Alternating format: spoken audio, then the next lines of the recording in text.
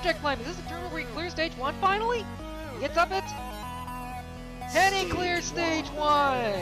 Now you see why I call him the Speed Demon? And he clears with just over 30 seconds left. Returning new star, Ninja for Life 55, making his 6th appearance. After failing to clear stage 1 since Turbo 7 and missing out on the last tournament, he finally found the strength and speed to overcome the obstacles and make a return to the 2nd stage. He clears the 1st stage! 3rd tournament in a row, he's cleared the 1st stage. Just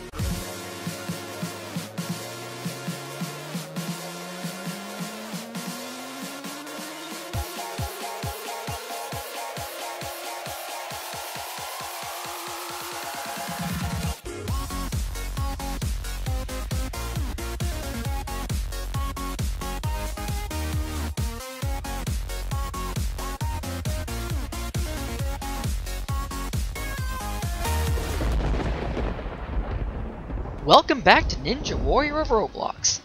Last time we wrapped up stage 1, and out of 100 competitors who tried, 9 competitors managed to defeat the obstacles of stage 1 and shall advance to the 2nd stage, which consists of 8 brutal obstacles, most of which are new, only 2 are returning. Let's see what our competitors will have to face.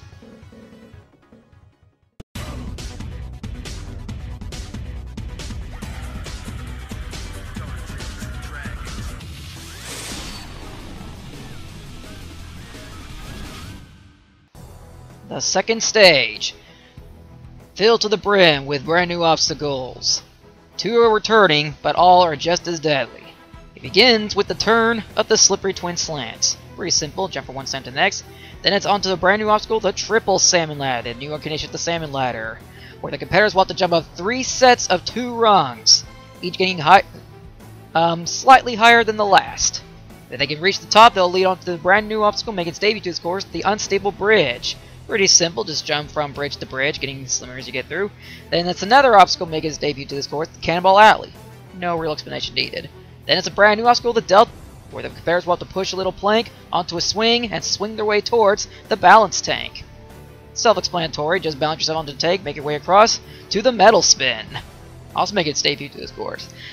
Just jump on the metal vines, swing your way across, or spin your way across, to the final obstacle, the wrap-up stage 2, the thin path. Again, no explanation needed, self-explanatory. Jump from the next path to the next, avoid the gaps.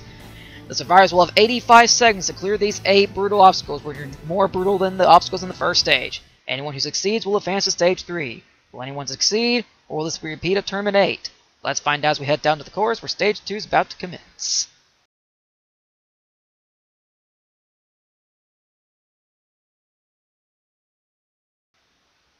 Beginning in stage 2 is the only newcomer to reach this stage, less than 10. Became the first competitor to clear the 1st stage and become the first to take on stage 2. And this seems to be a thing where we only get 1 newcomer advancing to the 2nd stage this time around. Exception to tournament 10 where no newcomers made it to that stage. And he's out. Fails to cross the gap. Next up is regular Sasuke Ninja Warrior.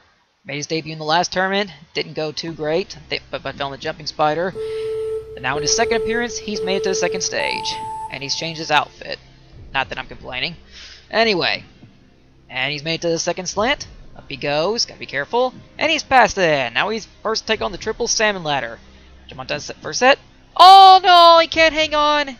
Oh, he slipped off.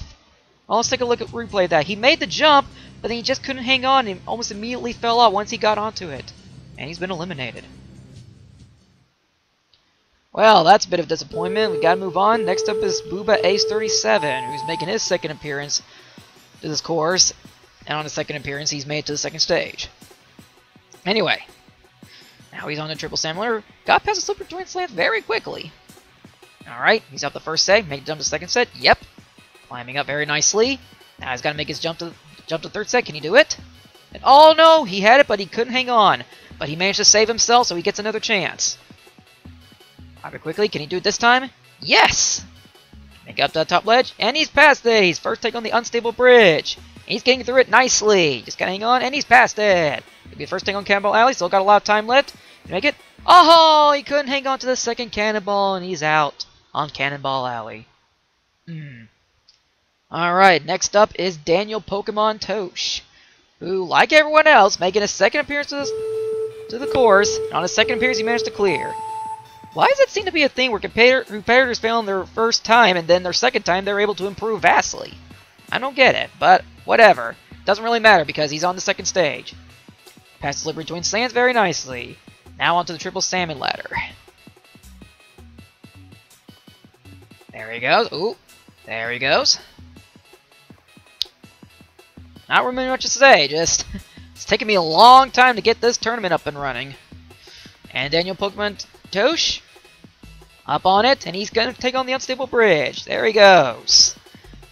Time may start to become a factor if he doesn't pick up the pace. He's having a hard time getting across that bridge, but he's past it. Onto the second one. Can he make it? Can he get this mount? Yes! Looking at the clock, though, he may want to pick up the pace if he hopes to beat this stage. Cannonball now. Can he make it? Oh, he couldn't hang on to the second cannonball. Oh. Couldn't get a good grip. Next up is Flamers 120. Yep, you pretty much know how this goes. I'm just not even going to acknowledge that fact. But anyway, here he goes. Okay, now, yeah, it took me a long time to get this tournament up and running. It took me forever to get, the first episode up, and it took me even longer to get the episodes in between up. Good grief. I was hoping to have this tournament done well beforehand, like, well before 2015 ended, or even before February. But look, we're about halfway through March, and I've just now gained a conclusion. That is a supreme crud. I have a good reason for that, but I'm going to explain that later. It's, Flamers 120 saved himself previously, but couldn't save himself this time. Now we're on to Lugia 12358.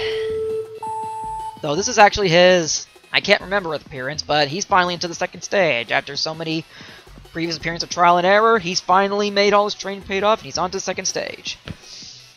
Alright, triple salmon ladder. Taking his time, preparing to jump, and he's up it. Can he get up to the top rung? Yeah, and he does. Can he make the jump to the second set? Nope, and he couldn't save himself, and he's been eliminated. Bad luck to Lugia. Well, that's it with the newcomer and the regulars. We're starting with the veterans of this course. The first one up is Ostibro, making his 6th appearance on the second stage, I believe. I can't quite remember. Uh-oh. He's caught in that second slant, but he managed to pull through. He does the sideways technique to try and get through Silly Twin Slants, and normally you slip off if you try that. And he's having a hard time getting up that second rung, or the top of that first set of rungs. But anyway, moving at a very nice pace. Oh, he couldn't make it and couldn't save himself. Bad luck to Aussie. Once again, his journey to victory ends there in the second stage. Now we're on to the only new star to reach this stage, and the only star in particular to reach the second stage, Ninjas for Life 55, who's finally back in the second stage since Tournament 7. Let's see if he's still got it in him. Nope, he doesn't. Can't get onto that rung. He's out. Well, this is quite a predicament we have here. 8 competitors have run the second stage so far, and none of them could have gotten past at least the Cannonball Alley. There's one competitor left to go, and he is the last man standing, the only one left who has any chance of reaching the third stage. Will he avenge his fallen comrade, or will history repeat itself for a third time?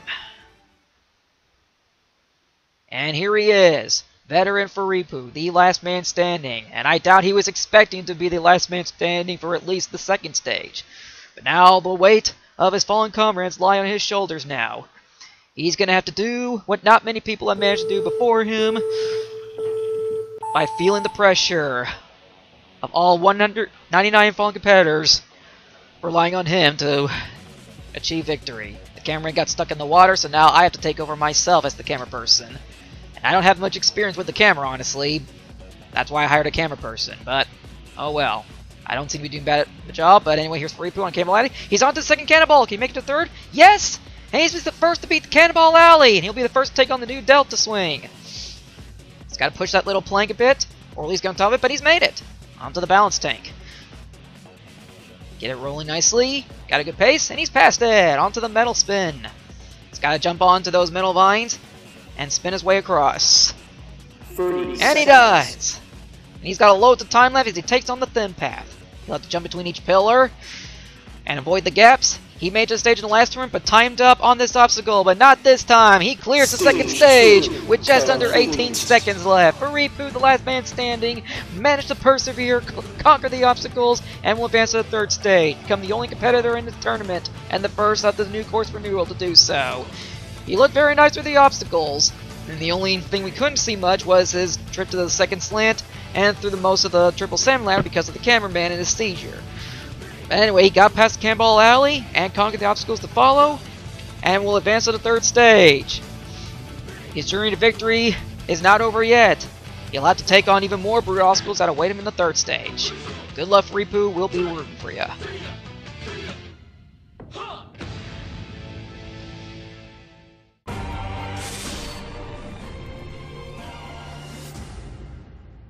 The third stage. 7 of the most brutal obstacles of this course. Most of them have been redesigned, or brand new, making their debut. It begins with the brand new obstacle, the cross rope, where Furipu will have to push the rope all the way to the end of the track. No break time to take on the gaping flags. Same as before, jump from flag to flag, each getting more difficult as you make your way. Then it's the new obstacle, cycling row, making its debut to this course. No explanation, just jump from each wheel. Then it's the newest incarnation of the cliffhanger, the Mega Incline Cliffhanger. So many ledges, getting slimmer and slimmer as you make your way across, getting more difficult as you proceed. Then it leads to the jumping bar, making its debut. No explanation really, just jump from bar to bar, kind of like the monkey bars. Only gotta jump. Then it's the hang climb, again no explanation needed. Then finally the new bar dropper. Push the bar across with enough speed to hang onto the track, and make your way towards the end, and make one final leap of faith to the finish. Furipu will have no time limit on this stage, he just has to clear it. If he can succeed, he'll be able to take on stage 4. Will he succeed just like he did in stage 2, or will his journey to victory end here? Let's find out as we head down to the course one more time, where stage 3 is about to begin and end.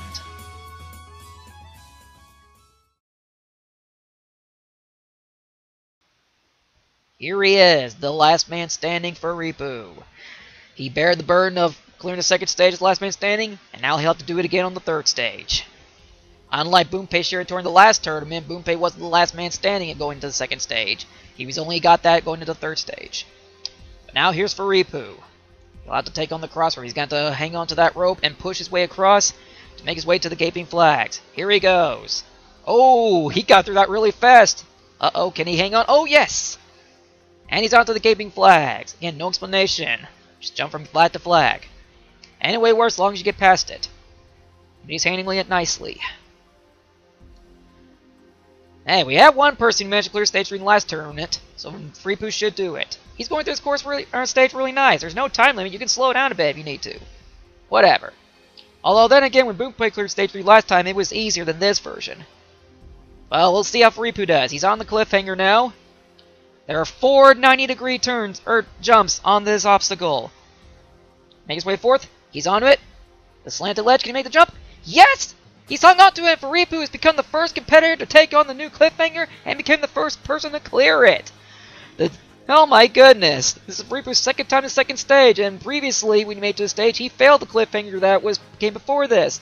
But this time, it didn't happen this time. He managed to clear the cliffhanger. Very nicely done to Furipu. Alright, but he's still got 3 obstacles left to go. Next up is the jumping bars. He doesn't take much of a break. He's going to go straight for it. Can he make it? Alright, on to that second bar. Oh no! He slipped off the jumping bars!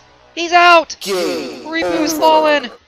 Oh, look at the replay. He made the jump to second bar, and it looks like he was going to go for a running technique to make it to third bar, but he just went a little too far back and slipped on the second bar. And Furipu has fallen to third stage. And with that, we have come to the end of Tournament 12. 100 competitors tried, and although 9 managed to make it to the second stage, that most of them were defeated by the third stage, or by the second stage. Only one person, Furipu, could make it to the third stage, and he has earned the top spot as competitor. With the other 10, people made it to the second stage, and people will fall on either the lumberjack climb, the warped wall, Tarzan ropes, or the jumping spider. And those are your top 20. Furipu tried so hard, but just couldn't quite make it. But he did so well, and he's now the man to beat going into the next tournament. The 100 challengers who tried, the course renewal, and the 2-year anniversary of Ninja Warrior Roblox has come to an end. with Faripu the only one making it to the third stage, and falling on the obstacle to follow the new cliffhanger. But not all hope is lost, as in the next tournament, 100 new challengers will rise up to take on a slightly redesigned Stage 1. We'll see if any of them have what it takes to conquer the obstacles in that stage, and to finally see if any of them get their revenge on this stage, and hopefully make it to the third stage. But we'll find out when that time comes around. Until then, go check out some of my other videos, like, comment, subscribe, all that good stuff, and check out my new Bubba Plays channel where I'll have new Bubba Plays up. All non-Roblox related stuff. Music used in this episode is in the description below. Special thanks to Fluffy Tales 2011, known on YouTube as Logie Bear, for the graphics, sound cues, intro, and outro for Tournament 12, and the show in general, everyone else for their contributions to the show, and you for watching. And I'll catch you all next time in Tournament 13. Until then, ciao peoples.